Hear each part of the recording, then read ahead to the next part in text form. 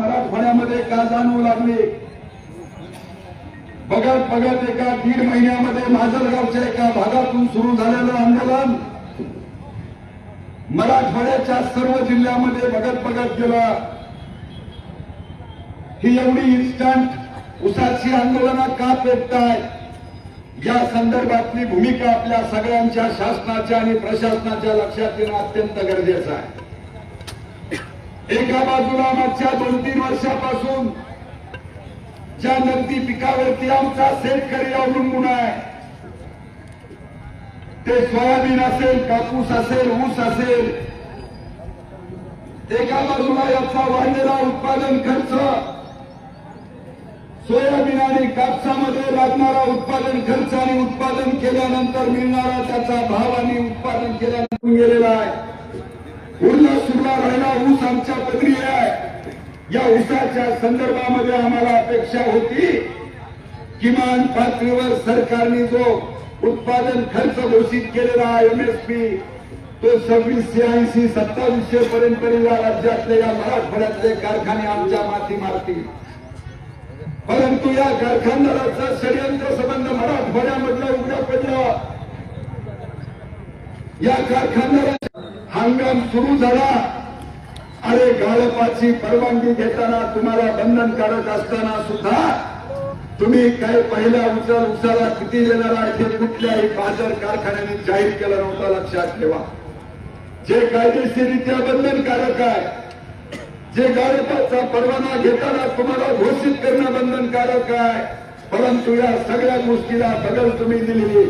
गरज एवढाच नाही मित्रांनो, जी कारखाने आज मजुरीची भाषा तुमच्या जिल्ह्यामध्ये करताय, या कारखान्याच्या गाळपाच्या परवान्याला सुद्धा इथल्या साखर सहसंचालकांनी हरकत घेतलेली असताना सुद्धा स्वतःच्या सत्तेच्या आणि पैशाच्या जीवावरती गाळप परवाना आणण्याचा फारच सुद्धा या कारखानदारांनी असतो याची टिप्पणी टाकली असताना सुद्धा सत्तेच्या आणि ताकदीच्या जोरावरती गाळप परवाने आणून शेतकऱ्यांच्या मानावरती रगडून ज्या पद्धतीने बेजबाबदारपणे कारखाने सुरू केले.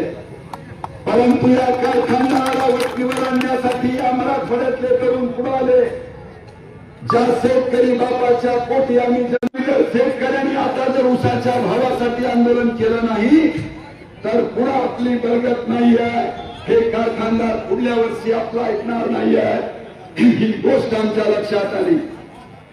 आणि म्हणून आम्ही पहिला इशारा दिला की बाबांनो, पहिल्यांदा तुम्ही आमचा ऊस घेणार आहात काय, भाव तुम्ही आम्हाला पहिली उचल देणार आहे याची मागणी आम्ही काल. हे आंदोलन कुठल्या एका संघटनेच्या जीवावरती आता टिकणार नाही आहे. आणि म्हणून व्यापक पद्धतीनं सगळ्या शेतकऱ्यांच्या संघटनांना एकत्र केलं, वेगवेगळ्या राजकीय पक्षाची लोक एकत्र केली. अरे कारखान्याची संचालक असणारी माणसं सुद्धा आमच्या बीड जिल्ह्याच्या आंदोलनामध्ये हिरावीला पुढाकार ठेवली, ही आजही याही आंदोलनामध्ये आलेली आहे.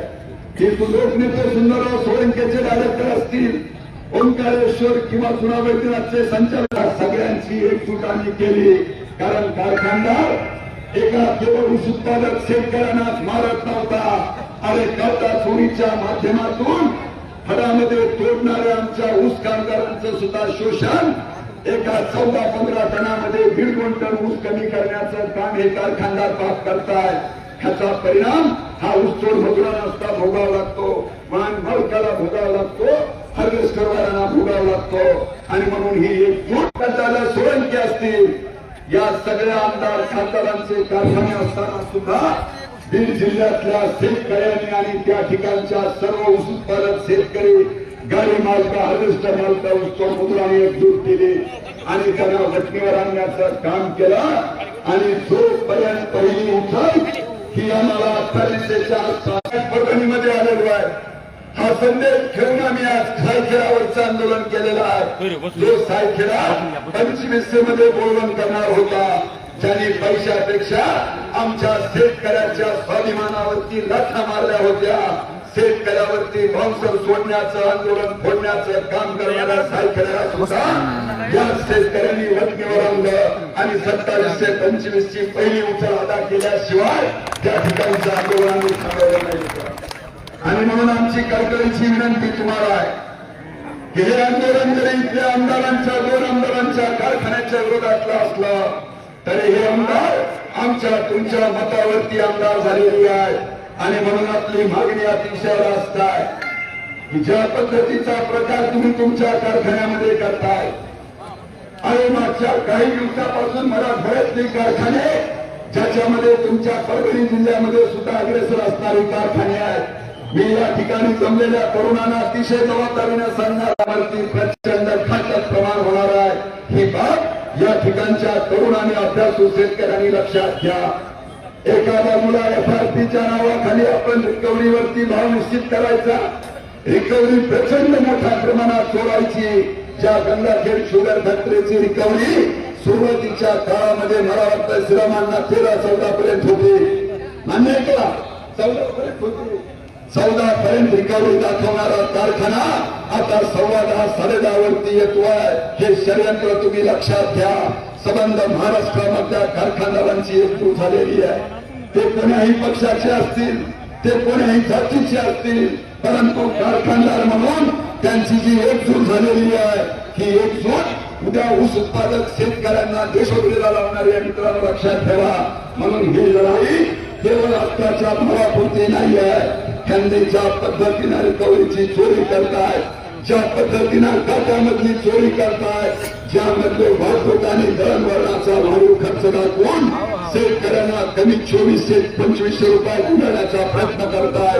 हा खरा लढा या पुढच्या काळामध्ये आपल्याला लढावा लागणार आहे. आणि म्हणून आमची विनंती आहे की या परिसरातल्या आणखी शेतकऱ्यांना विनंती आहे, एका रस्ता रोकोवरती थांबणार नाही आहे. हा रस्ता रोकोपर्यंत या ठिकाणची संपूर्ण कमिटी निर्णय घेत नाही. हे भाव घेतल्याशिवाय हे आंदोलन कुठेही थांबलं नाही. मग ते सोलापूरचं असेल, कोल्हापूरचं असेल किंवा पंढरपूरच्या कालच्या घवानीमध्ये बसलेला आपण बघितलं असेल. हे आंदोलन आता आम्ही केलेल्या मागणीच्या जवळपास जोपर्यंत भाव होणार नाही तोपर्यंत हे आंदोलन चालू ठेवू. आज आम्ही यामधून इशारा देतोय.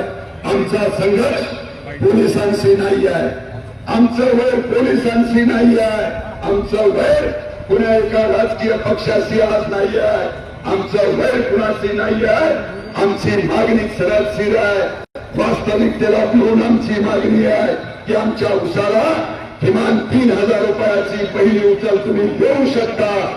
अत्यंत कमी मागणी आम्ही करतोय, परंतु टेबलवर बसल्यानंतर तुम्हाला 4000 रुपये सुद्धा कसे देता येतात हे पटवून देण्याचं आव्हान आम्ही तुम्हाला करतोय. कारखानदारांची जर तयारी असेल तर आम्ही चर्चेला तयार आहे की 4000 रुपये सुद्धा प्रति टन हे कारखाने आपल्याला देऊ शकतात. एवढा दावा या शेतकरी आंदोलनातले अभ्यास असणारे नेतृत्व कॉम्रेड राजन असतील, कॉम्रेड अजित नवले असतील, ही सगळी माणसं या मुद्द्यावरती चर्चेला तयार आहे. आणि म्हणून आमची मागणी आहे की कारखानदारांनो, मेन सावला जगापेक्षा वेगळी मागणी आम्हाला तुम्हाला करत नाही आहे.